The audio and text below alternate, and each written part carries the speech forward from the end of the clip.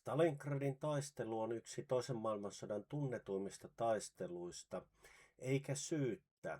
Taistelu oli ensinnäkin pitkä, se käynnistyi elokuussa 1942 ja jatkui aina helmikuulle 1943. Miljoonat Akselinvaltojen ja Neuvostoliiton sotilaat kohtasivat armottomassa taistelussa, jossa osapuolten yhteenlasketut tappiot kaatuneina, kadonneina, haavoittuneina ja sotavankeina olivat noin 2 miljoonaa sotilasta. Stalingradin taistelu oli myöskin käännekohta siinä mielessä, että siihen oikeastaan loppui Saksan rynnistys kohti itää. Pian oli Puna-armeijan vuoro vyöryä kohti Berliiniä. Saksa kylläkin räpisteli vielä Stalingradin jälkeen, mutta todellisuudessa jo 1942 kesän lähestyessä loppua alkoi Saksan sotakoneelta loppua niin sanotusti löpö. Tappioiden mittakaava oli myöskin sellainen, että itse asiassa tämä Stalingradin taistelun tappiot, mitä Saksan liittolaisineen siellä kärsi, niin näitä tappioita Saksa ei enää pystynyt korvaamaan, menetti kenties 1/4, 1/5 joukoista, mitä koko itärintamalla oli. Stalingradin jälkeen kyse ei ollut enää siitä, että voittaisiko Saksa, vaan siitä, että millä tavalla Saksa häviäisi. Tässä esityksessä kuulette tuntemattomaksi jääneen saksalaisen sotilaan viimeisen kirjeen Stalingradista. Mikä tämä kirjeen tarina on, niin se on lyhykäisyydessään se, että tammikuussa 1943, kun tilanne Stalingradin motissa oli jo toivoton, eikä nähtävissä ollut mitään pelastusta, ja kyse oli vain siitä, että kuinka tämä armeija sitten lopulta kaatuu, niin sotilaille annettiin mahdollisuus vielä viimeisen kirjeen lähettämiseen Saksaan. Novotserkaskin saarrostuksesta lähti postilentokone tammikuussa 1943 tuoden näitä viimeisiä sotilaiden kirjeitä, joista tosiaan yhden kuulette.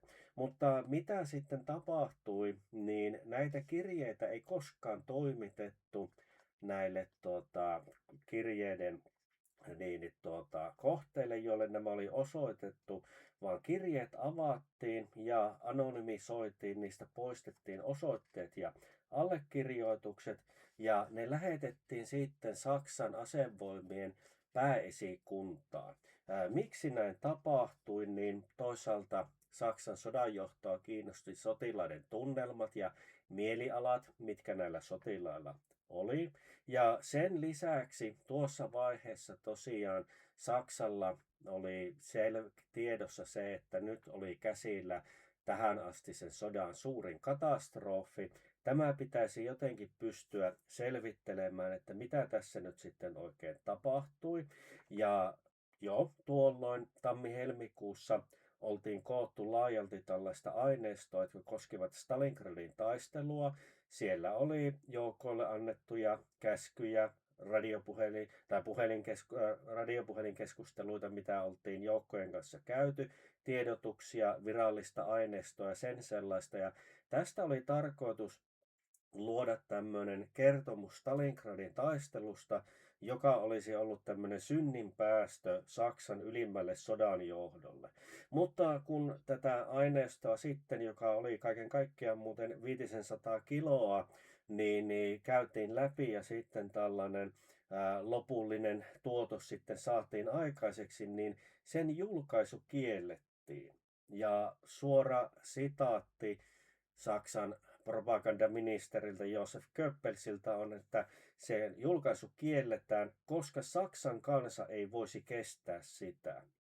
Ja nämä aineistot, mitä liittyy sitten Stalingradin taisteluun, niin päätyivät sitten Potsdamin sota-arkistoon, ja kun sitten Berliiniä vastaan liittoutuneet hyökkäsivät, niin nämä sitten vielä pystyttiin pelastamaan. Ja niin säilyy sitten tämä laaja aineisto, mitä Saksa oli kerännyt tästä Stalingradin taistelusta muodostaakseen, tai esikunta oli kerännyt ja kerättänyt muodostaakseen kuvan siitä, mitä oli tapahtunut. Ja historian tutkimuksen näkökulmastahan tämä oli erittäin tärkeä juttu, koska Saksan sodanjohtohan tietysti pyrki saamaan selville sen, että mitä tässä nyt niin kuin oikeasti tapahtui, mikä se tilanne oli, eli kerättiin parasta mahdollista aineistoa, josta sitten oli tarkoitus toimittaa tällainen valkopesu, jos sellaiseksi halutaan sanoa. No se epäonnistui, koska tosiasiat olivat yksinkertaisesti sellaisia, että niistä ei sitten tarinaa aikaiseksi saatu, mutta lopputuloksena kuitenkin oli se, että historian tutkijoille myöhemmille sitten säilyi merkittävä aineisto. Näitä kirjeitä tosiaan oli koko joukko, mutta seuraavaksi kuulette sitten yhden näistä ja tosiaan johtuen tästä tiedonkeräämismetodista, niin tämän kirjeen kirjoittajasta ei sitten mitään tietoa ole. Sellaisena loppuhuomautuksena tästä muuten joukkojen mielialasta, niin on todettava tämä Saksan yleisesikunnan selvitys, kun näitä kirjeitä sitten käytiin läpi. Nämä olivat yksityisten ihmisten kirjeenvaihtoa. Tietysti siellä kirjeen kirjoittajat tiesivät, että mitä sääntöjä tähän kirjoittamiseen liittyy ja että sotasensuuri on ja sitten kirjeitä luetaan, että eivät he kuvitelleet, että ne lukematta päätyvät sitten hänelle, jolle kirje osoitetaan, mutta nämä Saksan sodanjohto kävi tosiaan läpi näiden kirjeiden sisällön, että millä tavalla niin sotilaat suhtautuivat sitten tähän tilanteeseen.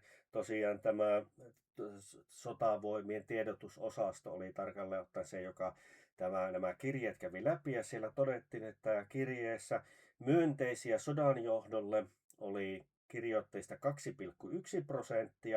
epäileviä 4,4%, eivät luota sodan johtoon tai ovat muuten torjuvia 57,1%, suorastaan johdon vastaisia 3,4%, välinpitämättömiä tai ei mitään mielipidettä tasan kolmannes 33%. Toisin sanoen myönteinen käsitys sitten tästä johdosta oli aika lailla pienen vähemmistön 2,1%, tosiaan noin 1/50 sotilaasta tammikuussa 1943 toi kirjeessään näkyville näkemyksiä, jotka olivat myönteisiä. Mutta kuunnellaanpa seuraavaksi sitten tämä yksi kirje. Ensimmäinen kirje. Tänään on tilanne muuttunut sellaiseksi, että minua on vielä kerran lähetettävä sinulle terveisiä ja pyydettävä sinua myös tervehtimään kaikkia rakkaitani kotona. Venäläiset ovat kaikkialla murtautuneet lävitse. Joukoillamme ei ollut pitkän nälkäkauden jälkeen mitään mahdollisuuksia.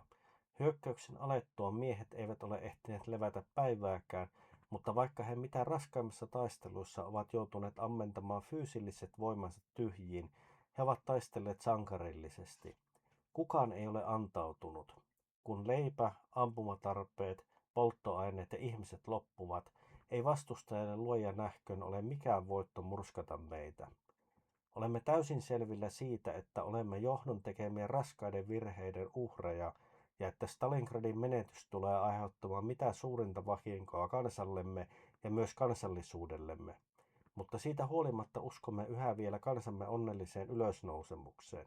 Siitä huolehtivat vakavamieliset miehet.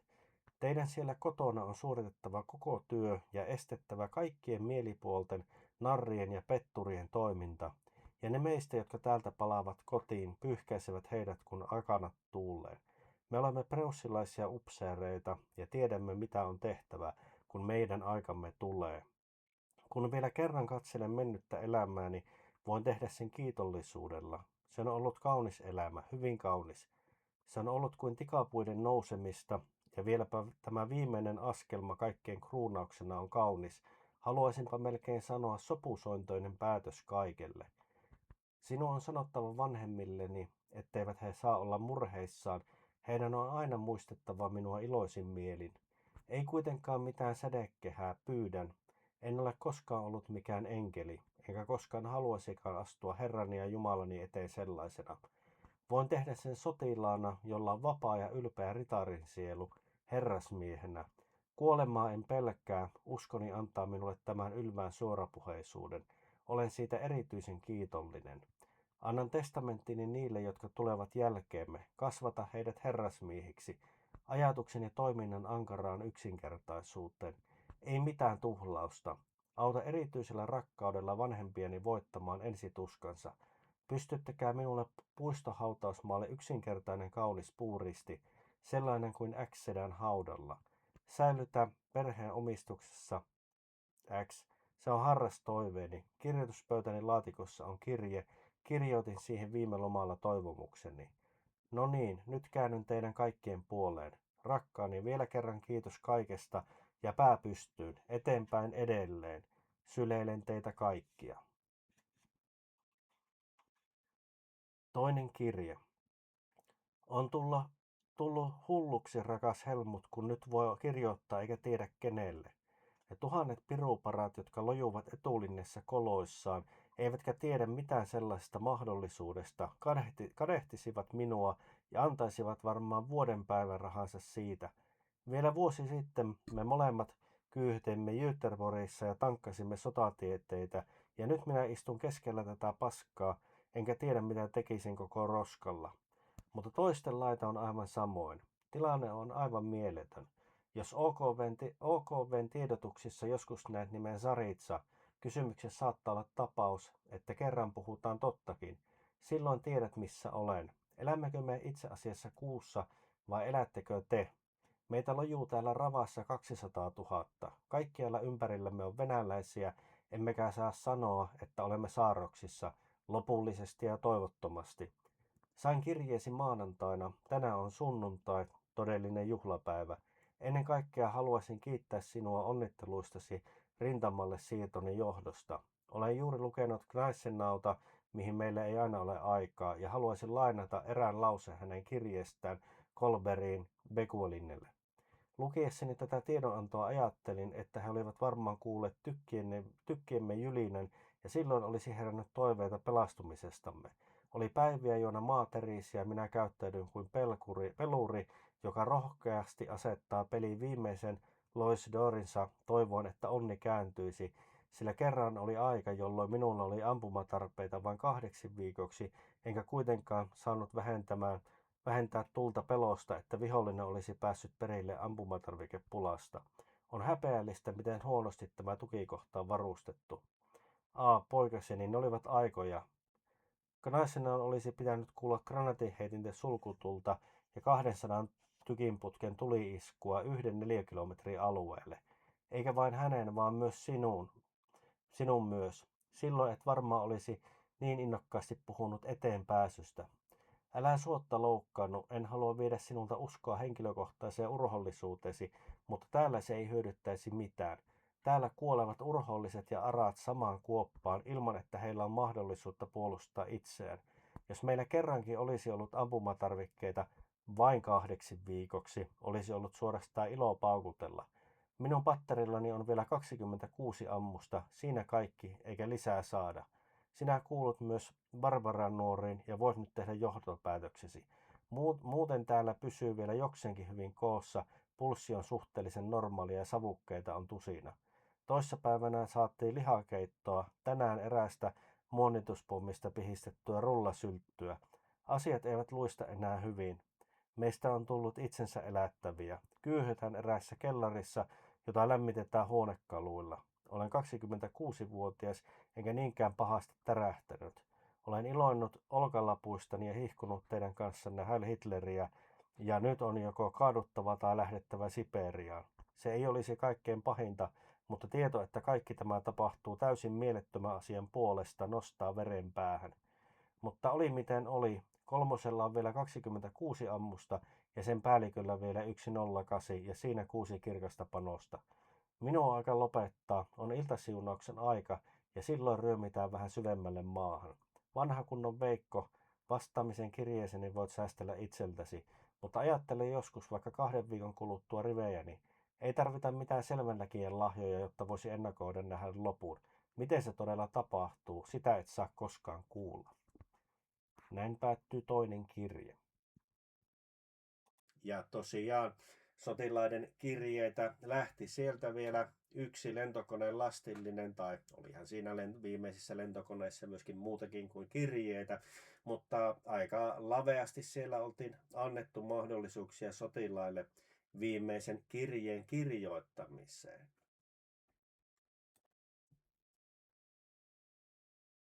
Tällainen oli kirje, yksi Stalingradin viimeisistä kirjeistä, jotka sieltä lähetettiin.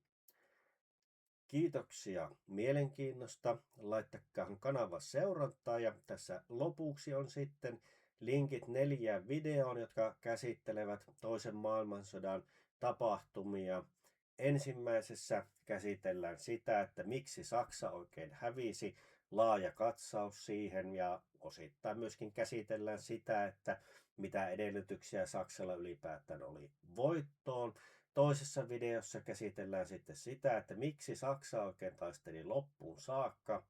Ensimmäisessä maailmansodassahan Saksa romahti sisältäpäin ja siinä vaiheessa kun Saksa iski hanskat tiskiin, niin rintamat eivät olleet pettäneet, mutta toisessa maailmansodassa Saksa rimpuili loppuun saakka, ihmettä toivottiin, monet siihen uskoivat.